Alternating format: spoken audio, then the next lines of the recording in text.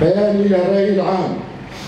إنما يجري اليوم من مؤامرة على شنغال إنما هي استمرار للمؤامرات الدولية التي تستهدف وجودنا وفلسفتنا وطليعتنا الثورية التي أصبحت قنديلا شامخا في المنطقة عامة وكردستان خاصة.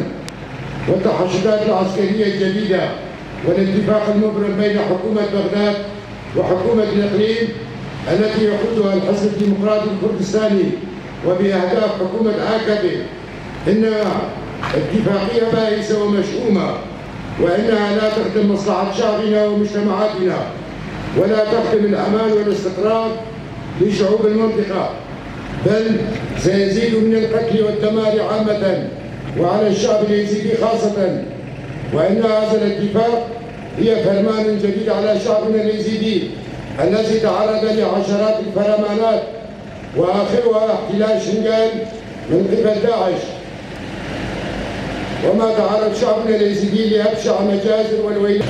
ومرة أخرى باسم مجلس ناحية البسبية وبجميع مكوناته نناشد حكومة الإقليم المتمثلة بالحزب الديمقراطي الكردستاني بأن هناك مخطط مشترك من الدول الإقليمية يستهدف وجود الكرد ليس في شنغال فقط بل في جميع الأجزاء في باشور وروجافا وباكور، وأن تكف بالمشاركة في هذه المؤامرات البائسة التي هي لا تخدم مصلحة الشعب الكردستاني في معركته ضد الاحتلال لأجل إثبات وجوده والنيل حقوقه المشروعة، وأن يراجع حساباته من جديد على أساس المصلحة الوطنية لا للمؤامرة على شنغال.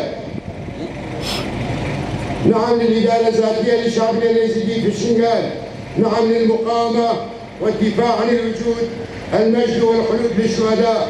مجلس ناحية البسبية 9/12/2020.